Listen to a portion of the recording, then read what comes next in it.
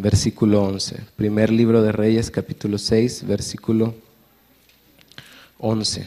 Y para ubicarnos en el contexto, el Señor había declarado que no iba a ser, bueno, David le había pedido al Señor construirle un templo, pero el Señor había dicho que no lo iba a construir él, sino que lo iba a construir su hijo Salomón. 6:11.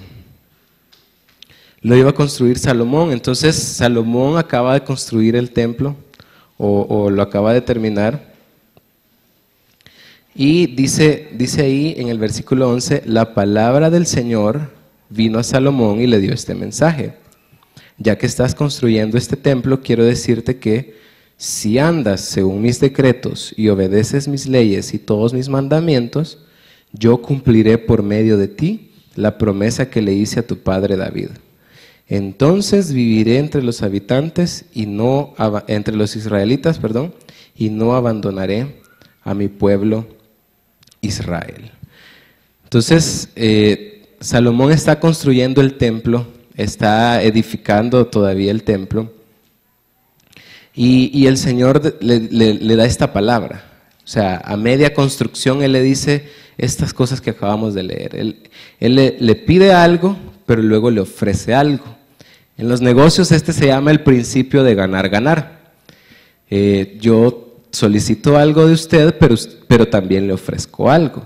Es decir, yo le pido su dinero, pero también le ofrezco un producto a cambio, ¿verdad? Entonces los dos estamos ganando. Y eso es lo que hace el Señor con nosotros. O sea, Él nos dice, mira, yo quiero esto de vos y a partir de eso yo te voy a dar esto.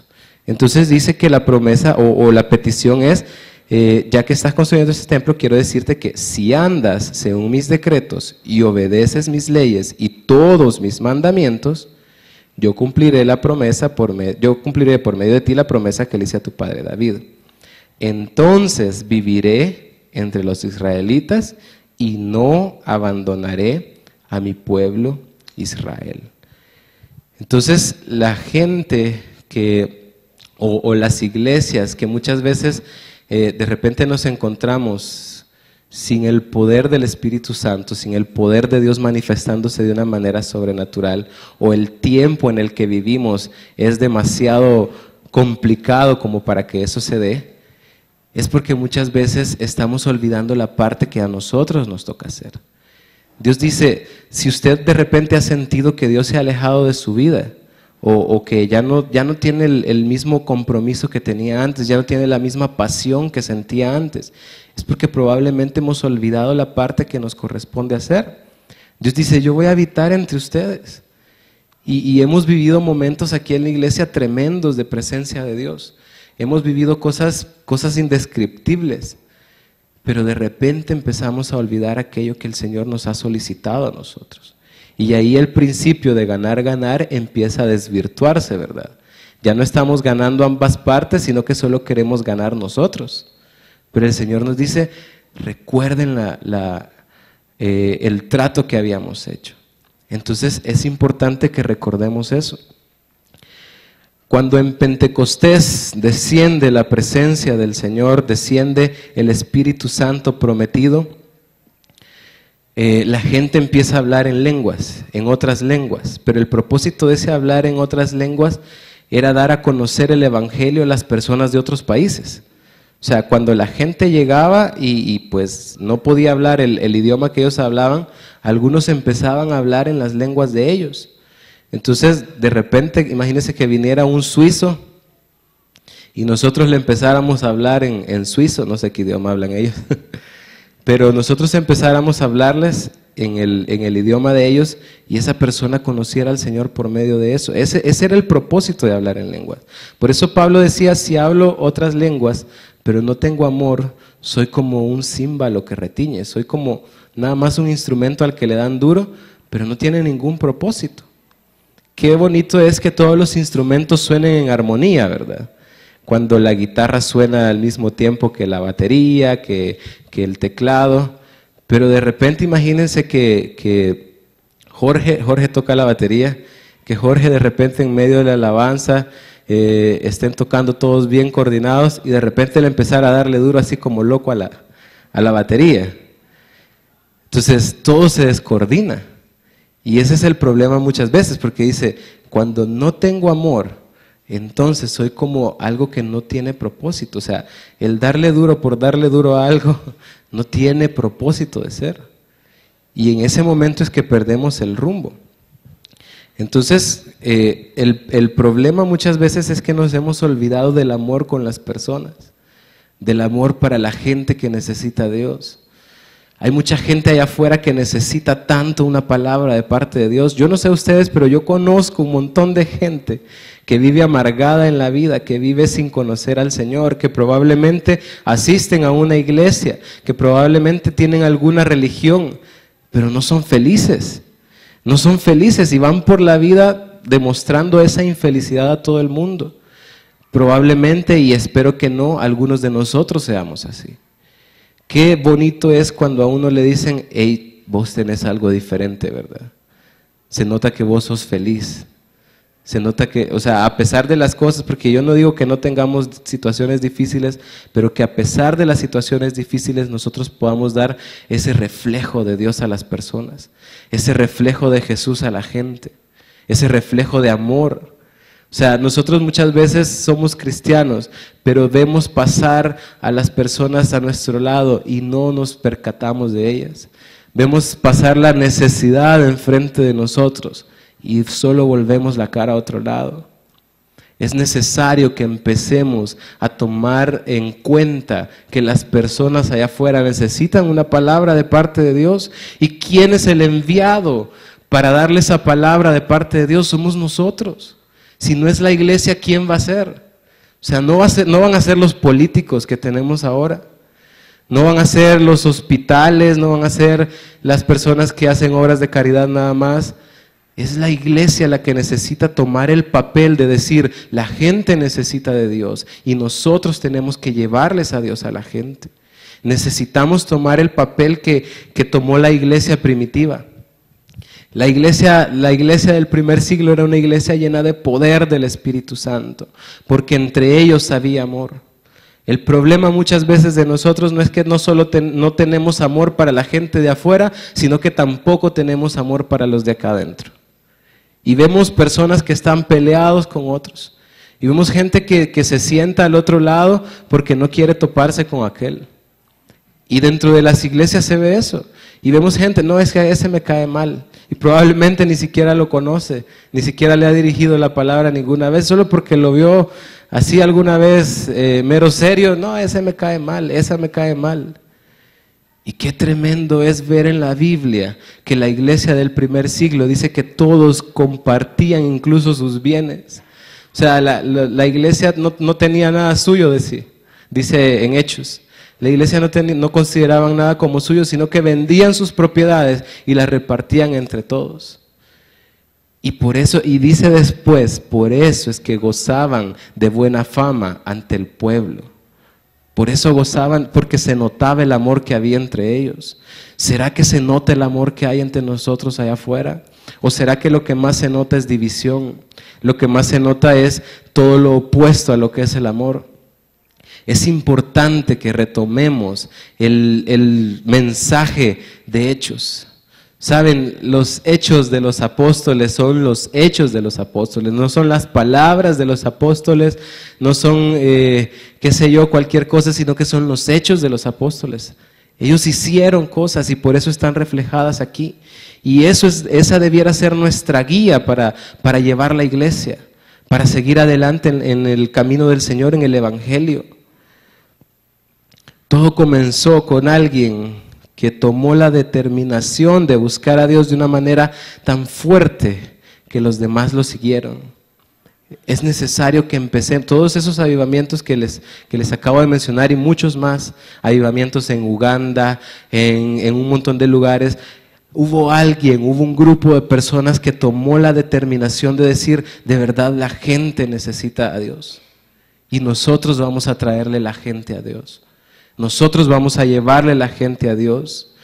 John Wesley, que fue uno de los predicadores que generó un avivamiento increíble allá por 1700 y algo, empezó, dice la historia que él recorrió un montón de lugares, incluso a caballo, y mientras iba a caballo él iba leyendo, iba estudiando la palabra, iba haciendo notas, y pues incluso fue alguien que con el avivamiento que causó, que provocó, se detuvo una guerra civil en ese entonces. Y mucha gente conoció al Señor por medio de aquel hombre que se decidió a meterse con el Señor. Y él tenía una frase que decía: deja que el fuego del Espíritu Santo te consuma y los demás vendrán a verte arder. Deja que el fuego del Espíritu Santo te consuma y la gente va a venir a ver. O sea, ¿qué es lo que está pasando ahí? Hay algo diferente ahí en esa iglesia, hay algo diferente en esa persona. Yo quiero acercarme a esa persona porque tiene algo diferente. Hay algo de parte de Dios en esa persona. ¿Será que nosotros estamos siendo esa llama encendida? ¿Será que nosotros estamos dejándole al Espíritu Santo que arde en nosotros, que los demás vengan a vernos arder? ¿Se han dado cuenta cómo la gente se reúne ante los acontecimientos, pues cuando hay un choque, cuando hay alguna persona fallecida, cuando hay un incendio? Entonces la gente, o sea, ni la han llamado, ¿verdad? Y vemos un montón de gente así alrededor del suceso y la gente está queriendo ver qué pasa. Ese es el mensaje que quería transmitir Wesley. Dice: deja que el fuego del Espíritu Santo te consuma y los demás vendrán a verte arder. Es necesario que empecemos a dejar entrar al Señor de una manera un poco más real en nuestra vida. Probablemente usted tiene cosas que hace todos los días, usted tiene un trabajo, usted tiene una familia que atender, usted tiene 1000 cosas que hacer. Probablemente usted llega fatigado a su casa, usted llega cansado sin ganas de querer hacer nada. Pero necesitamos retomar el compromiso de enseñarle a la gente quién es Dios. Necesitamos empezar a meternos un poco más con Él y decir: es cierto, yo vengo cansado, pero voy a leer un rato mi Biblia. Es cierto, yo vengo cansado, pero voy a ir a orar un rato aunque sea. Y el Señor en esas cosas pequeñas va a empezar a manifestarse. Yo un día tomé la determinación, yo a veces oraba incluso ya acostado, ¿verdad?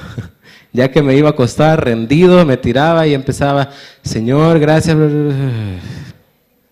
Y ahí nos quedamos. Pero un día le dije al Señor: Señor, yo voy a tomar la determinación de arrodillarme aunque sea 5 minutos antes de acostarme. Y lo que se convirtió al principio era difícil, hermano. Al principio fue difícil, como fallé un montón de veces, que se me olvidó, que llegaba cansado, pero de repente empecé a hacerlo y el Señor empezó a hablarme de una manera bien especial. El Señor empezó a darme palabra, a decirme cosas, a consolarme cuando llegaba triste, a alegrarme cuando me sentía decepcionado. Y el Señor empezó a abrazarme de una manera especial por una pequeña determinación que tomé. Y yo se los quiero transmitir a ustedes para que ustedes tomen el valor de decir este día: Señor, yo tomo la determinación de, aunque sea 3 minutos, ni siquiera 5, hermano, 3 minutos, empezar a arrodillarme un rato en mi cama, a la orilla de mi cama. Y yo sé que el Señor va a empezar a moverse en su vida. Yo lo creo y lo declaro en el nombre de Jesús. No es suficiente lo que venimos a recibir aquí. Venimos a la iglesia y nos llenamos, la alabanza nos llena, el compartir con nuestros hermanos nos llena, el recibir la palabra nos llena, el orar un momento aquí adelante nos llena, pero no es suficiente. Los carros necesitan estarle poniendo gasolina cada cierto tiempo, si no, no caminan. Así somos nosotros. Nosotros venimos aquí, nos llenamos, vamos a enfrentar la vida con alegría el lunes, pero ya el martes ya se nos acabó. El miércoles que probablemente ya no viene a la iglesia, pues ya no le quedan fuerzas. Ya para el jueves uno ya anda hablando debilidades, dice alguien por ahí. Y empezamos a perder todo aquello que Dios nos ha dado. Pero por eso les digo, es necesario que no solo vengamos a llenarnos aquí. Es importante que vengamos, hermano. Es muy importante que usted venga. Nada se puede comparar con el hecho de compartir en familia, el hecho de adorar a Dios, el hecho de recibir la palabra de Dios en familia. Pero que eso no le quite el hecho de poder irse a su casa y encontrarse con el Dios Todopoderoso que hizo los cielos y la tierra. Ese Dios que puso las estrellas en su lugar lo está esperando allá en su casa también. Y por eso es importante que nos vayamos reflexionando en cuánta necesidad tiene la gente de escuchar a Dios. Nosotros tenemos muchas necesidades. Yo sé que usted tiene un montón de necesidades. Y yo sé que si le pregunto, pues vamos a terminar llorando los dos aquí con música de violines, ¿verdad? Pero hay gente allá afuera que no se le ha dicho que hay alguien que puede ayudarlo en sus necesidades. Nosotros lo sabemos y nosotros podemos venir al Señor y decirle: Señor, necesito esto, y el Señor nos consuela, nos abraza, pero hay gente allá afuera que no tiene esa posibilidad. Hay gente allá afuera que anda haciendo cosas que no debe y sabe que no debe hacerlas, pero no sabe cómo irse por otro camino. Y es importante que nosotros como iglesia le empecemos a decir a la gente dónde está el camino correcto. Que nosotros le empecemos a decir a las personas, miren, aquí hay algo que puede cambiarles la vida. Aquí hay algo que puede transformar su situación. Y si se dan cuenta, en el pasaje que leímos, Dios le habla directamente a Salomón. Dios no le habla al pueblo en ese momento, sino que le habla directamente a Salomón. Y es importante que los líderes también tomen el papel que debemos tomar. Somos los líderes los que debemos empezar a buscar a Dios fervientemente. Es importante que tomemos el papel de decirle al Señor: Señor, nosotros vamos a comenzar. O sea, la gente se va a ir añadiendo, porque dice también en Hechos que la gente, que todos los días el Señor iba agregando a las personas que iban siendo salvas a la iglesia. Entonces todo comenzó con un grupo. De hecho, fíjense que es bien interesante. Se reúnen 5,000 para escuchar al Señor, 5,000 hombres, y el Señor los alimenta y sobra un montón de comida y todo. 5,000 hombres, sin contar mujeres y niños. Pero el Señor muere, resucita, y solo hay 120 esperando la venida del Espíritu Santo. De esos 5,000 que eran la masa de toda la gente que dijeron: qué bonito ese mensaje, qué bonita esa predicación, yo voy a seguir al Señor desde este momento y todo eso, 120 estaban esperando la venida del Espíritu Santo. Solo 120. Y es bien interesante porque un pequeño grupo es el que comenzó todo. De hecho, si nos vamos un poco más atrás, eran 12 nada más los discípulos. Esos 12 fueron encomendados a hacer una tarea colosal, algo que nadie había hecho jamás, y empezó todo con un pequeño grupo de líderes. Y es importante que los líderes comencemos a tomar el papel que nos corresponde y decir: de veras necesitamos meternos más con Dios. ¿Por qué? Porque es a los líderes a quienes Dios les pide cuentas de su pueblo. O sea, es al que Dios ha dejado encargado, a quien Dios le va a pedir cuentas de su pueblo. ¿Qué hiciste con el pueblo que yo te di? ¿Qué hiciste con la gente que yo puse a tu cargo? ¿Los entrenaste bien para la vida? ¿Los entrenaste bien para la batalla? ¿O solo esperaste recibir cosas de ellos? Es importante que tomemos el papel, porque a nosotros es a quien Dios nos va a pedir cuentas. Las crisis de las iglesias, sobre todo actualmente, ¿verdad?, tienen mucho que ver con los líderes o con el liderazgo. Porque muchas iglesias se han desviado totalmente de la palabra del Señor y están llevándose gente al infierno incluso. Y es todo a causa del liderazgo. Entonces es como dice alguien, los líderes son la clave o el clavo, ¿verdad? Y por eso es importante que los líderes tengan una vida recta y empiecen a caminar con el Señor. Tenemos la tendencia a exigir respuestas de la gente. Tenemos la tendencia a exigirle a la gente que haga cosas. Pero la verdad es que lo que encontramos en el liderazgo bíblico es que el deber del líder es provocar que esas cosas pasen. No exigirlas, sino provocarlas. Entonces yo no les puedo exigir a ustedes, miren hermanos, hagan esto, hagan lo otro y darles con un látigo, ¿verdad? Desde aquí, sino que yo tengo que provocarlas. Tengo que provocarlas porque los grandes líderes de la historia, incluso los de la Biblia, no han exigido cosas a sus seguidores, sino que son los seguidores los que quieren hacer cosas para alcanzar la visión que tiene el líder. Es la gente la que dice, yo pongo mi tiempo, yo pongo mi esfuerzo, porque yo estoy convencido de que eso que a donde nos lleve esa persona, pues es el lugar correcto. Por eso necesitamos empezar a meternos más con Dios, porque nosotros debiéramos ser el reflejo de Dios en la tierra. Pero las iglesias también tienen su responsabilidad, y en el segundo libro de Crónicas, capítulo 7, versículo 11, en el segundo libro de Crónicas 7:11, es ya cuando el templo ha sido terminado y ya estamos en la consagración del templo o en la dedicación del templo. En el versículo 11 dice: cuando Salomón terminó el templo del Señor y el palacio real, llevando a feliz término todo lo que se había propuesto hacer en ellos, el Señor se le apareció una noche y le dijo: he escuchado tu oración y he escogido este templo para que en él se me ofrezcan sacrificios. Cuando yo cierre los cielos para que no llueva, o le ordene a la langosta que devore la tierra, o envíe pestes sobre mi pueblo, si mi pueblo, y aquí ya va la parte del pueblo, al principio le habló solo a él y le dijo: esto hace y yo voy a estar con ustedes. Pero ahora le dice: si mi pueblo, que lleva mi nombre, se humilla y ora y me busca y abandona su mala conducta, yo lo escucharé desde el cielo, perdonaré su pecado y restauraré su tierra. Mantendré abiertos mis ojos y atentos mis oídos a las oraciones que se eleven en este lugar. Desde ahora y para siempre escojo y consagro este templo para habitar en él. Mis ojos y mi corazón siempre estarán ahí. Imagínense qué promesa más tremenda.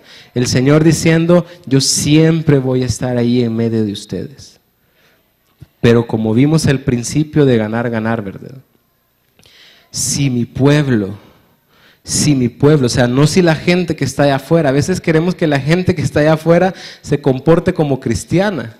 O sea, venimos de alguien que no conoce al Señor y queremos que se comporte como alguien que ya es cristiano. Pero dice: si mi pueblo sobre el cual mi nombre es invocado, es decir, nosotros somos los que invocamos el nombre del Señor.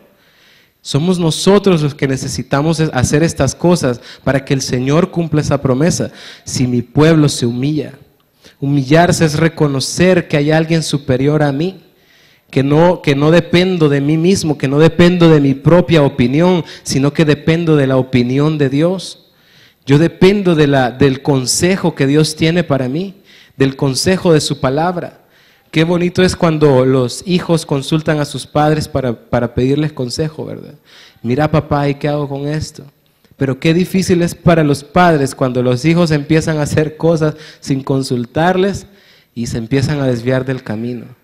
Ese mismo sentimiento de tener Dios cuando ve que nosotros somos sabios en nuestra propia opinión y decimos: no, es que esto así tiene que ser o esto así debe ser, y no consultamos la palabra del Señor y tomamos decisiones erradas y hacemos cosas que no debemos por no tomar en cuenta el consejo de Dios. Humillarse es decirle al Señor: Señor, yo quiero que tu voluntad sea la mía. No simplemente decirle: quiero hacer tu voluntad. Porque eso a veces se puede tomar como decir: lo voy a hacer por obligación, ¿verdad? Sino que yo quiero que tu voluntad sea la mía, que yo lo quiera hacer también. O sea, que tú me mandas a hacer esto, que tú me mandas a no hacer aquello, y yo quiero que eso también sea mi voluntad. El Señor nos dice: aléjate del pecado. Y a veces decimos o lo hacemos como en una manera de como someter, no sé, nuestra carne o algo así, pero como no queriendo hacerlo. Y yo no sé si a usted le ha pasado a veces que va a algún lugar sin querer. Por ejemplo, dice mi abuela, va a buscar trabajo sin querer encontrar, ¿verdad? Y muchas veces nosotros somos así, vamos donde el Señor o vamos a la Biblia y voy a hacer esto, que no sé qué. Pero la verdad es que nuestra oración debiera ser: Señor, yo quiero que tu voluntad sea la mía, que tu voluntad sea mi voluntad, hacer mía tu voluntad. Y en ese sentido vamos a empezar a afectar a nuestra sociedad. Si mi pueblo se humilla, todos somos malos, hermano, todos somos pecadores. Muchos de los problemas que hay en nuestra vida vienen por nuestro orgullo. Hace poco el pastor predicaba acerca del orgullo. De hecho, ya vi la predicación en YouTube. y muchos de nuestros problemas vienen por el orgullo: pleitos, rencores, amargura, falta de perdón. Un montón de cosas, incluso hasta enfermedades, vienen por el orgullo. Y es por la falta de humillación que tenemos. Necesitamos reconocer que el Señor es más grande que nosotros, que no podemos hacer nada sin Él, sin su ayuda, que no podemos ni siquiera levantarnos en la mañana si Él no nos lo permite. Y es importante que nos humillemos delante del Señor, que nos humillemos incluso delante de nuestros hermanos. Y esto puede sonar difícil para muchos, ¿verdad? Pero necesitamos mantener la paz entre nosotros, mantener la armonía entre nosotros. La iglesia que es unida es la iglesia que avanza. La iglesia que está dividida es la iglesia que empieza a hacer cosas, pero como no todos están en el mismo sentir, entonces esas cosas no tienen el efecto que deberían. Es importante que empecemos a humillarnos, que nos humillemos, que dice Pablo: consideren a los demás como superiores a ustedes. O sea, ¿qué es lo que tenemos? Y eso mismo dice Pablo antes: ¿qué es lo que tenemos que Dios no nos lo haya dado? O sea, ¿qué es lo que tiene usted, hermano, que no se lo haya dado Dios? Si usted es guapo o es guapa, el Señor le permitió nacer así. Algunos no tuvimos esa gracia. Pero el Señor se lo permitió. Si usted tiene un buen trabajo, si usted tiene un carro, una buena familia, el Señor se lo ha permitido. ¿Y de qué nos gloriamos entonces? Es necesario que nos humillemos. Y dice Pablo: consideren a los otros como superiores a ustedes. Consideren a los demás como superiores a ustedes. Por eso es importante. Y esa es la primera cosa con la que empieza el Señor: si mi pueblo se humilla. Si mi pueblo se humilla. ¿Por qué? Porque decía el hermano David: al altivo el Señor, y eso está en la Biblia, ¿verdad? Al altivo el Señor lo ve de lejos. Al altivo el Señor lo ve de lejos. Y la promesa es: yo voy a estar con ustedes. La promesa es: yo voy a estar con ustedes, voy a sanar su tierra, voy a hacer todo esto. Pero ¿cómo va a estar el Señor con nosotros si al altivo lo ve de lejos? Pero dice que al humilde lo ve de cerca. Es por eso que empieza a decir: si mi pueblo se humilla, entonces yo me voy a acercar. Si mi pueblo deja a un lado su orgullo, entonces yo me voy a acercar. Por eso es importante humillarnos. Muchos de los pecados que cometemos son debido al amor propio que reina en nuestro corazón, al sobreponer mis necesidades sobre las de los demás. Y mucha de nuestra sociedad es así. Hoy en este tiempo estamos tan ensimismados que, o sea, imagínense el hecho incluso de cómo se han vuelto populares las selfies, ¿verdad? La selfie es como un culto a mí mismo, ¿verdad? O sea, yo quiero que otros me vean como soy, de bonito. Yo por eso no me tomo selfies, hermano, para que no se asusten los demás, ¿verdad? Pero ese es solo un ejemplo, pero hay tantas cosas. Ayer veía a un ancianito que estaba pidiendo en la calle, un ancianito de unos 80 y tantos años quizás, que él debería ya estar disfrutando de sus últimos años de una buena manera, pero estaba pidiendo en la calle. Y yo siempre que lo veo, me conmueve el corazón. Yo trato de darle siempre que lo veo, pero es bien tremendo pensar que alguien lo pudo dejar ahí. Cómo alguien tiene el corazón de dejarlo ahí. En otras culturas se consideran a los ancianos como una bendición en la casa. O sea, si hay un anciano en tu casa, vos estás bendecido. Porque el cabello probablemente perdió su pigmentación, pero ganó sabiduría. Y muchas veces no vemos a los ancianos como eso, sino que los hacemos de lado. Y en otras culturas, como les decía, es como tener, o sea, es tener a alguien en tu casa que te va a decir el camino que debes tomar. Hay experiencia ahí. Y necesitamos empezar a olvidarnos de nosotros por un momento y empezar a pensar en los demás. Primero en los demás de aquí adentro y luego en los demás de allá afuera. Tanta necesidad que hay.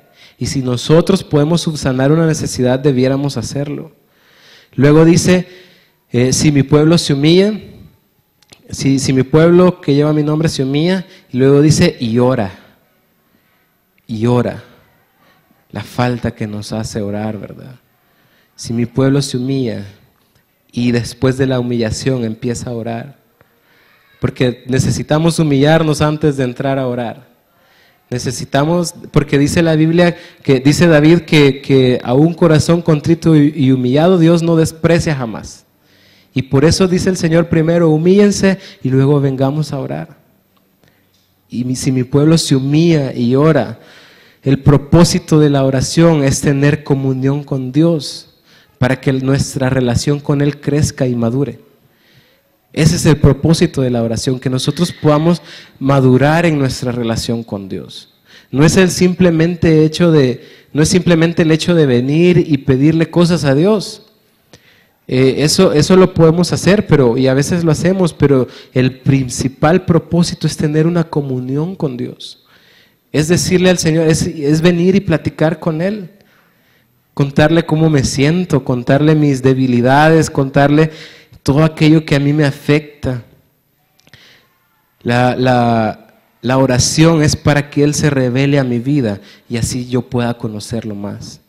Que Él empiece a revelarse a mi vida y yo pueda irlo conociendo más. No podemos conocer al Señor si Él no se revela a nuestra vida, pero Él se va a revelar en la intimidad con nosotros. Él se va a empezar usted no va por la calle donde un desconocido y le empieza a contar toda su vida, ¿verdad? Le puede terminar hasta poniendo renta. El punto es que cuando uno empieza a decirle a la gente o a exteriorizar quién es uno de verdad, es porque hay confianza con esa persona. Y Dios quiere que nosotros empecemos a madurar nuestra relación con Él para empezar a revelarse más a nuestra vida. Es importante que no seamos desconocidos para el Señor. No porque Él no sea omnisciente, que Él todo lo conoce, pero nosotros también revelarnos a Él. Empezar a decirle, Señor, en esto fallo tanto. Señor, en esto pues soy malo para esto, Señor, me cuesta, ayúdame. Y empezar a decirle, a alimentar nuestra relación con Él. Su fe va a ir creciendo en la medida que usted conozca al Señor. Porque en la medida que uno conoce más a una persona, uno va depositando más confianza en esa persona, ¿sí o no? Cuando uno va conociendo más a una persona, uno ya le va depositando más confianza. Y cuando nosotros nos metemos a orar y a revelarnos al Señor y que Él se revela a nosotros vamos depositando más confianza en Él. Porque Él empieza a demostrar su poder, empieza a revelar cosas que nosotros antes no creíamos. Y si usted tiene falta de fe, hermano, es porque probablemente no conoce bien a su Señor. Yo conozco a un Dios grandioso que hizo el cielo y la tierra, que nos hizo a nosotros mismos. Y ese es el Dios al que yo le pongo mi fe. Ese es el Dios al que yo le apuesto.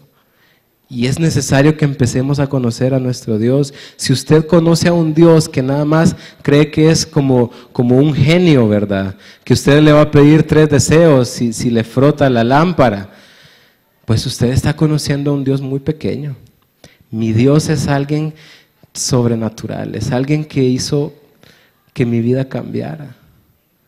Ningún genio, ningún Santa Claus puede hacer que su vida cambie.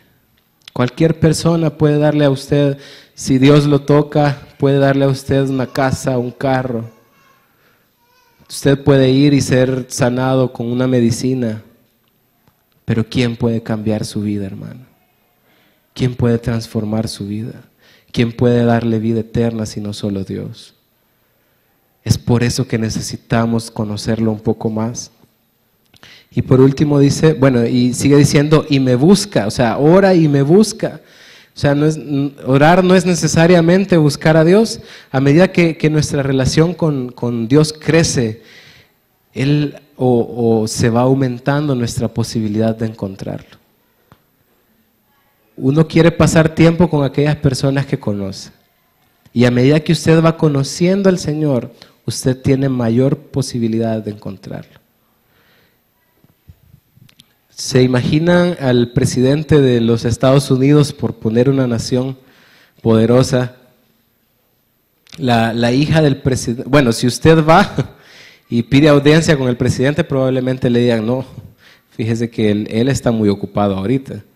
Pero si su hija va, ella solo entra probablemente a la oficina donde él está y pues le pide cualquier cosa. Así es Dios con nosotros. Dios quiere darnos esa confianza que tienen los hijos con los padres, a pesar de que tenga un cargo grande.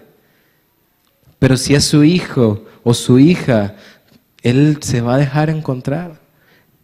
Y por último dice, y abandona su mala conducta. Y abandona su mala conducta, pero eso es hasta el final. Imagínense, primero dice si se humilla, si mi pueblo se humilla. Bueno, en primer lugar, si nos vamos atrás, si los líderes toman la determinación de buscarme. Luego, si mi pueblo se humilla, si ora, si me busca de todo corazón y abandona su mala conducta. Hasta después de todo eso. No podemos esperar ser diferentes si no conocemos al Señor. Usted no puede esperar ser más tranquilo, ser más paciente si no conoce al Señor. En la medida que uno va conociendo al Señor, se le van pegando sus virtudes. Y por eso es que es necesario que lo conozcamos. Porque ¿cómo vamos a reflejar al Señor si lo único que hay en nosotros es nosotros mismos? Yo no puedo reflejar a Jesús si lo único que hay en mí es Néstor. O sea, yo sinceramente estoy reventado, hermano. Si me pongo a reflejar lo que yo soy, pues estoy reventado. Pero cuando yo empiezo a meterme con el Señor, a conocerlo, se me va impregnando su paz, se me va impregnando su santidad, se me va impregnando su alegría. Entonces es que podemos reflejarlo. Porque nosotros tenemos tantas debilidades. Nosotros tenemos tantas cosas negativas que si nos ve la gente dice, no hombre, pero si ven a Jesús en nosotros, ahí es donde la gente va a empezar a notar algo diferente y va a empezar a querer eso algo diferente. Entonces es importante eso, no podemos exigir cambios en las personas si no les hemos enseñado a buscar a Dios. O sea, muchas veces tratamos a los nuevos creyentes como si fueran viejos, ¿verdad? Y queremos que hagan esto, que hagan lo otro, y somos así. Por ejemplo, les pasa a los hijos de los pastores. A los hijos de los pastores se les ve como que tienen que ser rectos, ¿verdad? Y algunos salen algo pandos. Pero los juzgamos, decimos tantas cosas, cuando no somos nosotros los que tenemos esa responsabilidad. Usted no tiene la responsabilidad de juzgar a nadie, hermano. O sea, no vino Dios y le dijo a alguien, vos vas a juzgar a todos los hermanos que lleguen a la iglesia. Vos vas a juzgar cómo se visten, vos vas a juzgar lo que hacen. Ese es trabajo de Dios. Él es el que pesa los corazones. O sea, ¿cómo puedo yo decir de alguien que es malo si yo no lo conozco bien? Probablemente hace cosas que no debiera, pero todos las hacemos, hermano. El que esté libre de pecado, que tire la primera piedra. Y por eso es necesario que le enseñemos a la gente a buscar a Dios, que le enseñemos al pueblo a buscar a Dios para que el pueblo empiece a cambiar. La palabra que Dios trae es para instruir a las personas. Y cuando instruimos al pueblo, entonces la gente empieza a transformarse por medio de la palabra del Señor. Por eso es importante que la palabra que traigamos siempre venga de parte de Dios. Que la palabra que los predicadores que vengamos aquí o los que se paren en cualquier púlpito, pues vengan con algo de parte de Dios. No venirnos a parar aquí irresponsablemente y decir cualquier cosa, sino hablar lo que Dios quiere que el pueblo escuche. a decir la instrucción que Dios ha dado para su pueblo. Y es en ese sentido que vamos a empezar a cambiar primero nosotros y después a cambiar nuestra sociedad. ¿Cuánta necesidad tiene nuestra sociedad de un cambio, hermano? Y ese cambio no lo vamos a lograr votando por un partido o por otro. No le estoy diciendo que no vaya a votar, es su deber cívico. Vaya a votar, hermano. Pero los cambios verdaderos no los van a lograr ellos. Los cambios verdaderos deben surgir de la iglesia, porque es la institución que Dios ha dejado para que pueda afectarse la sociedad. Pero si no estamos haciendo nuestro trabajo, hermano, entonces en vano nos reunimos. Si no estamos cambiando nuestra sociedad, en vano hacemos eventos bonitos. Si no estamos trastornando allá afuera, en vano estamos teniendo una religión probablemente. Es importante que empecemos a tomar la instrucción de la palabra de Dios para que podamos llevar esas buenas nuevas a las personas que tanto lo necesitan. Y hasta después de todo esto que les he comentado, viene la promesa del Señor. Hasta después de todo eso, dice el Señor, yo lo escucharé desde el cielo, perdonaré su pecado y restauraré su tierra.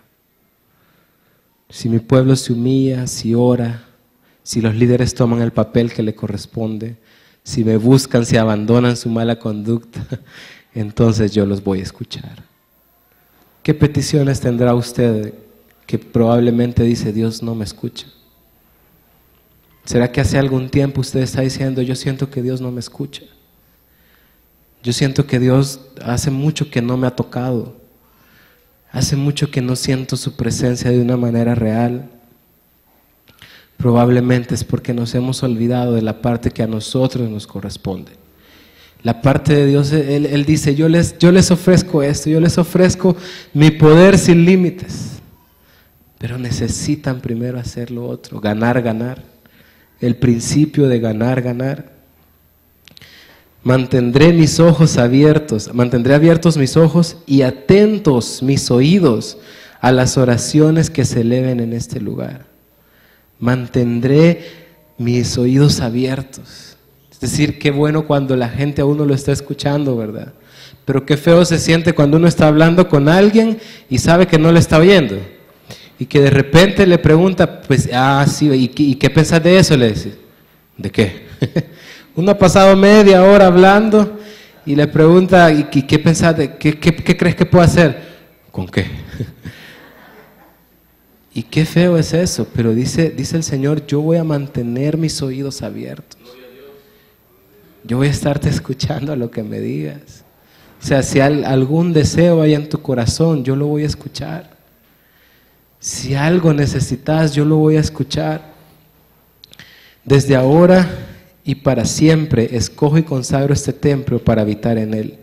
Mis ojos y mi corazón siempre estarán ahí. La Biblia declara que en este tiempo, en el tiempo de la gracia de Dios, en el tiempo donde el Espíritu Santo está sobre la tierra con su poder ilimitado, el templo de ese Espíritu somos nosotros.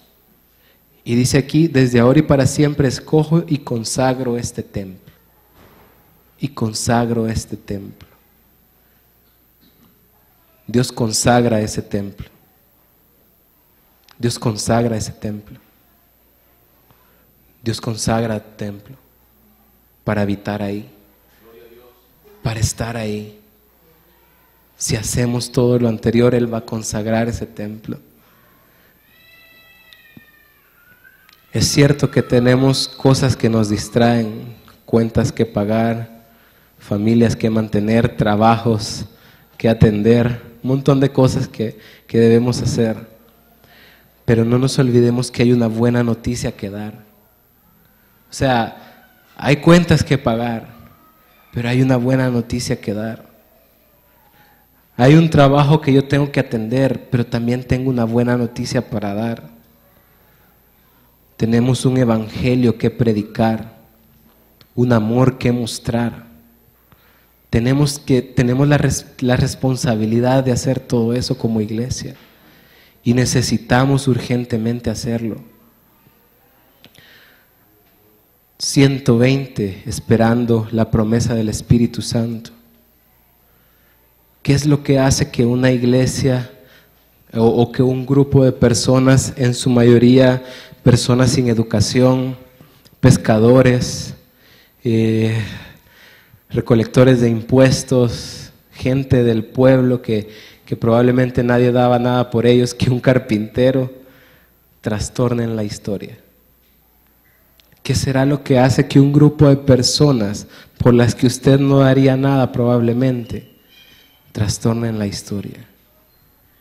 Y que el trabajo de esas personas, el esfuerzo que ellas pusieron, se vea reflejado en que usted esté sentado aquí ahora, 2000 y tantos años después. ¿Qué será lo que hace que un grupo de personas cambie no solo su sociedad, sino que transforme la historia? Que haya un antes y después de Cristo. ¿Qué será lo que hace eso? 10 hombres estaban reunidos. 10 hombres estaban reunidos en un lugar y de repente 10 hombres, como les decía, sin mucha esperanza. Su líder acababa de morir. Aquello en lo que habían creído acababa de irse. Pero esos 10 hombres de repente reciben una visita sobrenatural. Esos 10 apóstoles que habían caminado con el Señor mientras están en un cuarto pequeño, mientras la puerta está cerrada, probablemente han puesto una silla para que nadie entre, por temor a que los arresten. De repente alguien atraviesa la puerta y es el Señor Jesús resucitado. Eso es lo que hace que nuestra vida sea diferente. Eso es lo que hace que la pasión por predicar sea diferente. Estar a 2 pulgadas de Dios hace que cualquiera quiera dar su vida por Él. Esos hombres dieron su vida por Él.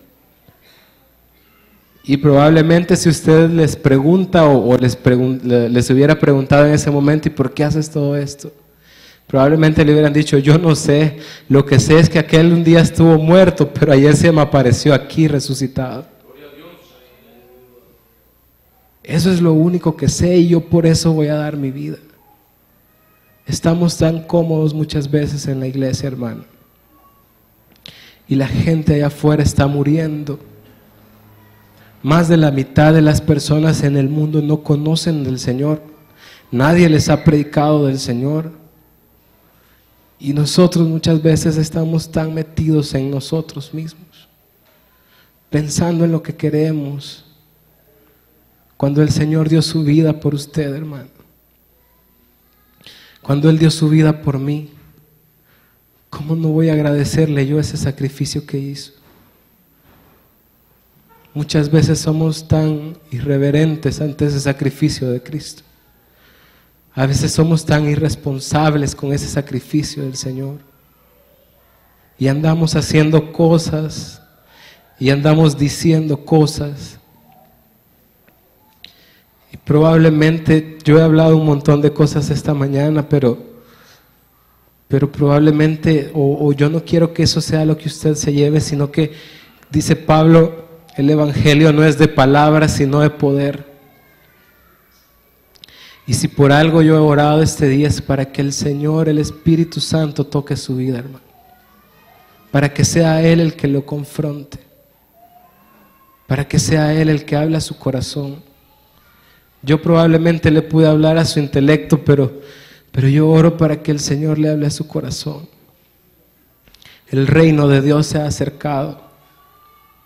Y el mensaje es arrepentimiento y perdón de pecados. Ese es el mensaje que tenemos.